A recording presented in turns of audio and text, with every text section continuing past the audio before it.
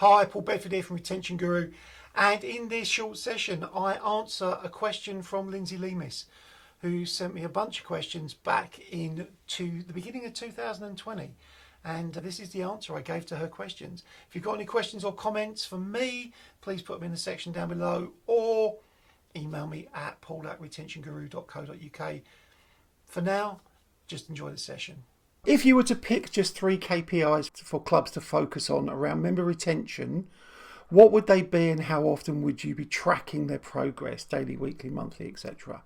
So the first thing I would look at measuring is the retention time. And I'd be doing this perhaps every 4 months, maybe twice a year. Certainly at the beginning of a project, we would always use survival analysis to measure the gap between when people join and when they leave, and when people join and when they stop paying. So we use survival analysis to do that. And that gives us a curve that allows us to see where to intervene in order to improve customer retention. Because if the curve looks like one of those Olympic ski slopes that the ski jumpers use, and it's like people join and it's a cliff almost straight away, that tells us there's a different problem than if that's a fairly flat line for the first 3 to 4 months and then it starts to drop away. So the first thing we would measure would be the time that someone actually spends within the club. The next thing we would look at, if I'm just choosing 3, is monthly active users. We've been able to identify that overall, if customers are visiting less than once per week, the likelihood of them dropping out increases significantly. Now, I know that once a week isn't sufficient to change someone's physiology, change their muscle, configuration and so on, but it is enough to keep them into the routine of exercise.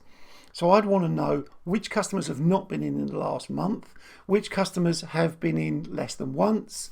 Then I'd start to group them once a week, twice a week, 3 times a week or more. I'd be looking to see what proportion have not been in or are visiting less than once per week. So all of those that are under less than once per week, we call those the at-risk membership. And in some businesses we've looked at, that can be 53% of the customers. 53% of the customers are not visiting even weekly, and that can be really high risk to a business. The third one that we would use is probably something like the Net Promoter Score. I want to see how customers are ranking the experience they're having relative to visiting the club or the facility. And I will use the 0 to 10 Net Promoter Score. I do see some people using 1 to 10, not sure why that is. I'd use the 0 to 10 Net Promoter Score. But I would do it like this. I want to track the same person. So I don't want to do a sample of 1,000 and then in 6 months' time a different sample of 1,000. You could do that, that's okay. But I want to track people. I want to see what's happening to their Net Promoter Score. Because what we've seen is that over time, as people get exposed to the business, their Net Promoter Score is likely to start to decrease. The other thing I would do as well around the Net Promoter Score is identify how many customers are not responding.